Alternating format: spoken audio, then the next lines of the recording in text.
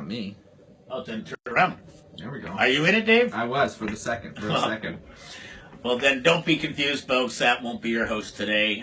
Welcome to the staff room. I'm Rick Bronson. To my left, the very funny and talented, good to have him back at the comic strip, Mike Vecchione. First of all, how many people have butchered your last name on a million occasions? And non-Italians, which is a lot. I'm Jewish, and I feel that I'm very connected to the Italian Jews people. actually are very good that way. Are they? Yeah, they're good. You guys are good in school, so you guys are good with Well, I don't think that was the case for me. I was not a scholastic wonder by any stretch of the imagination, but my best friends have always been paisans. Even my operations manager, Dino Di Filippo. Yes. It doesn't get more, we're going to whack you, than Dino Di Filippo. As Billy, one of our friends in radio here, I think he did the morning show yesterday, right. Billy Cowan and Terry Evans. Billy used to say he has the greatest baseball name, Dino, to be introduced. Now batting number 27, Dino Di Filippo. That's great. It's a great name. Really a great name. It's a fantastic name. Unfortunately, I don't think Dino's going to be playing Major League Ball at this point. But he's good with a bat. He's excellent. And that's why you need to come down, folks. Down. And Mike is going to be here all this week at the comic strip. We're happy to have him back. When were you here last? Is it a little over a year ago? It was New Year's Eve. The New Year's Eve week, not this past year, but the year before? Yeah, it was great. Well, that says a lot. The fact that Tammy booked you for New Year's Eve means obviously very, very fond of you, and means you've done the job, and it certainly means that you're certainly very capable of dealing with some rambunctious audiences, because we both know what New Year's Eve could be like. Least favorite night to perform, what is it for you? I would say... actually, I start taking it off now, but it's actually just past 4th of July. How come 4th of July? Because nobody comes out. There's just nobody there. We don't even do a show. We cancel our shows in the U.S. for Independence Day. Always. Right. Our clubs in Minnesota and Arizona always cancel. My least favorite always used to be Halloween. Oh, yeah. Hated Halloween because people behind the guise of a mask become instant assholes and just add booze. And because they think no one knows who it is, they just act like complete idiots. Hated New Year's Eve and I hated Halloween. New Year's Eve, same reason. People just felt it was their right to be drunk in public. Yeah. And even though I felt relatively adept at dealing with drunk crowds, it's never fun. It's hard enough doing stand-up under the best situations. I love when they get thrown out and they're like, I was just laughing. You're throwing me out for laughing? Come on, Marie. I guess you can't laugh at a comedy club anymore. I love that. It's so authentic. They're furious because they really didn't think they were doing it. No, and they have no clue that. And I love the ones out there that think by chatting up to the comic is helping the show. I was helping them. I love that. Yeah. There was no help, none whatsoever. How did you get your start? When was or how did you find your calling to do comedy? Were you the class clown, or was it a later? No, actually, I'm a super serious guy, actually, and I can tell you are too because we're in like a. The staff an room. Interrogation. I don't know if I'm going to be questioned or waterboarded, but that's how. Well, you just ruined the closer. Son of a bitch. That's how we finish these. Oh my god. Sorry. So how did you start? I started in Philadelphia, and I was teaching. Kids with emotional problems, and I was going through a tough time. So I just started going to open mics. That's how it really started. And then when I started, it was very bad for a while, and some guys are good right away. I just wasn't one of those guys, but I just kept doing it. I'm like, this is going to help me. What made you go back? Because after going up after having rough sets, I always think, I came into the industry as a magician turned comedian, so I had already that whole nerves thing I was over with, the stage fright thing I was over with, but it helped. My comedy sucked, but I was able to, I masked it pretty well because I had chutzpah. But I've seen guys who absolutely, it's a Jewish word. Very, very Yiddish. I've seen guys, tank on stage in their first few times, and yet they still have the resilience to, get right back up there. And I'm always amazed when people can do that because it's hard to do on stage. I figured I'd do it once a week, just keep doing it like a drill. And then after a few years, I started getting consistent laughs, and then I started getting decent at it, and I was like, I'm just going to quit my job and then take all my stuff and move to New York and see how it plays out. If the worst comes to worst, I'll just be in New York. Because I had nothing in Philadelphia, really. I was finishing my master's. I don't have family there. So I was finishing my master's, living by myself. I'm like, what's the difference if I'm here or I'm in New York? I might as well be in New York. So was it just school that brought you to Philly then? I went to Penn State University, pre-child molestation, and so he says. Sandusky was there when he was there. Let's be very clear, because I know how old Mike is. Sandusky He's not was letting there. Me off the hook. I thought I was going to be off. No, my sports knowledge is too high for that. Too vast. Sorry. Is that why we're in this room? Yes, that's right. It's a waterboarding room. No, I went to Penn State, and then I moved to Philadelphia with a girl, and that didn't work out. So then I just lived on my own for 4 years and finished up my master's work. What were you studying? I had a criminal justice degree at Penn State, and then I went back and got a master's in special education. Holy cow! Yeah. So you're like way too smart. Actually, can I spring something on you? I met your father and mother in Minnesota years ago.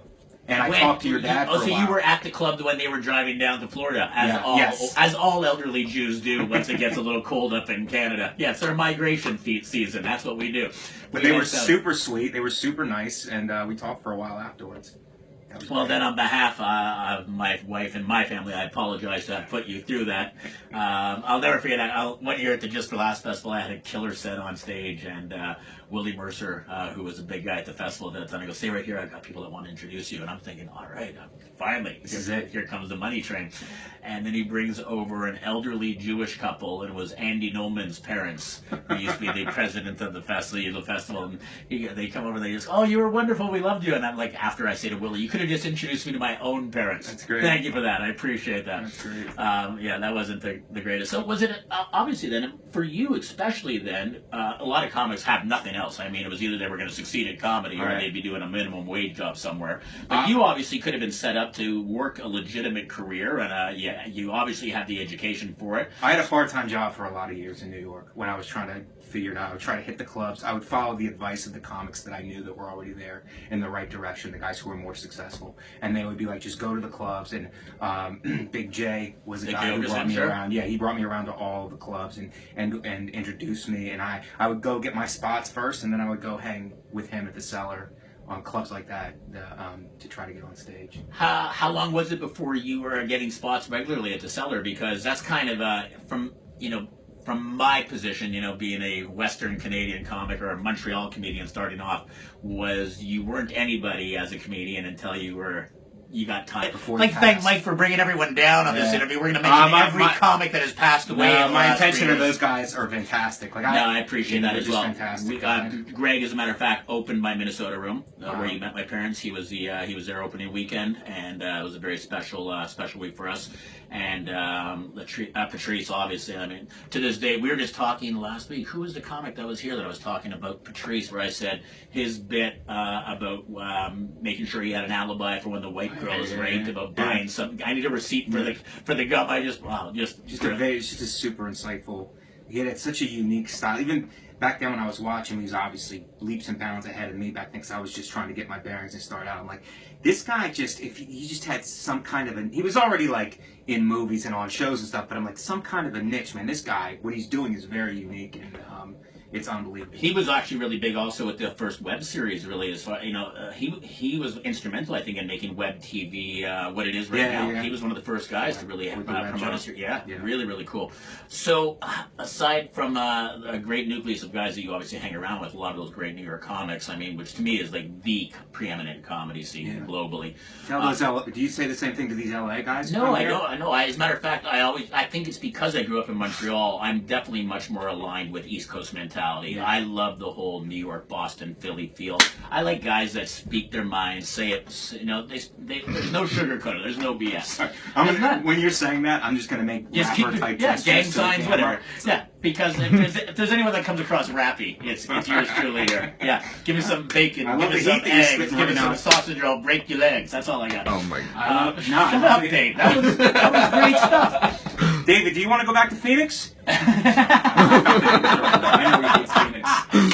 It's not that he hates Phoenix. He's a ginger. He can evaporate in the sun. He's like, this is unbearably hot for you, is it not, David? I did not like it. It was very hot. I think it was the Toby Keith bar was the last thing to push him out. Toby, and now that's gone. That's gone. Now it's just Cowboys. So, your favorite career accomplishment today? Doing the Tonight Show with Jay Leno was a big thing because he was very sweet to me, and he took me behind the desk and asked if I wanted to call my father. And I called my father, put my father on the phone with Jay. My father's passed now, so that was a big thing to me. Like to let my father talk to Jay Leno. And of course, my father invites him over for dinner. He's a classic Dago. Invites him over for dinner and all. And Leno he was very sweet. It was very nice. Very cool. It didn't help to be. It didn't hurt that he was a fellow Paisan. Yeah, right? really. He came back and talked to me, and the bookers at the time were like, "Wow, he really never does that. He must really like you." And I felt it felt great for him to do that. My half-hour special on Comedy Central was a big deal, Dave's Comedy Underground. I really like. Sure. You know, I mean, because I worked with him on the show, and you're got so to fond of perform him, on it, yeah. and so anything with him is great because he's a great person. Anything coming up that we should be looking for? What am I doing? I don't know. That was I just been on the road, and I'm doing the Comedy Knockout show. It's on. I don't know what network it's on. Shit.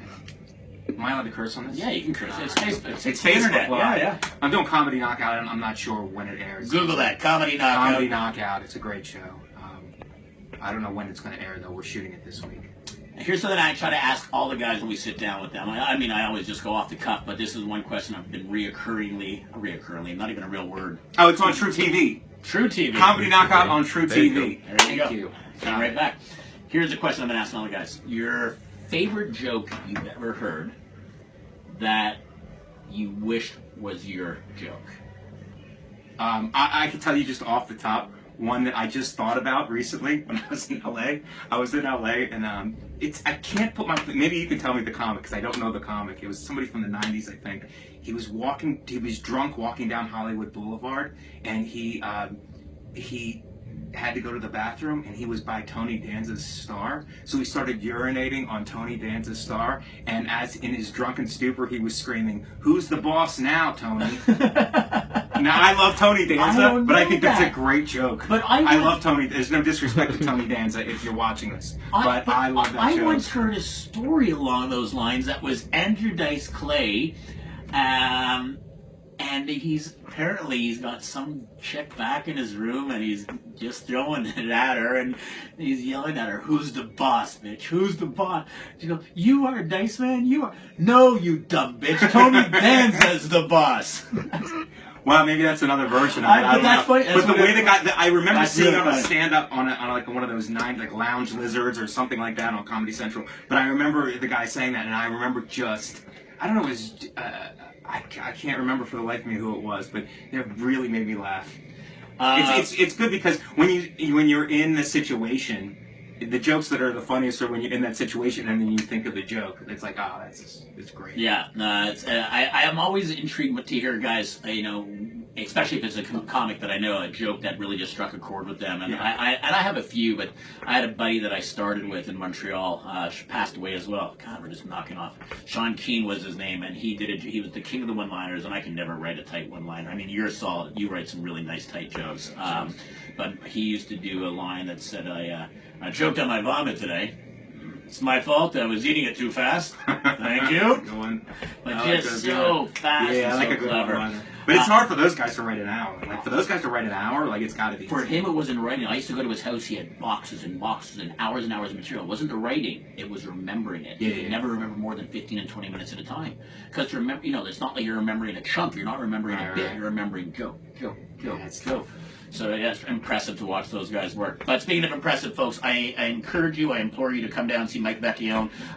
He is here all this weekend at the Comic Strip, comicstrip.ca for tickets. Tonight 2 shows, tomorrow 2 shows, Sunday for a show. The holidays are long done. July 1st is over, July 4th is over. Come on and laugh. God knows we need to heal as a globe with all the bullshit that's been going on. So really come get healed by this guy all this weekend. Mike, thanks, buddy. Thank you so much for having me here, pal. Really appreciate it. Thanks, Dave. Good job, Ginger. Thank you.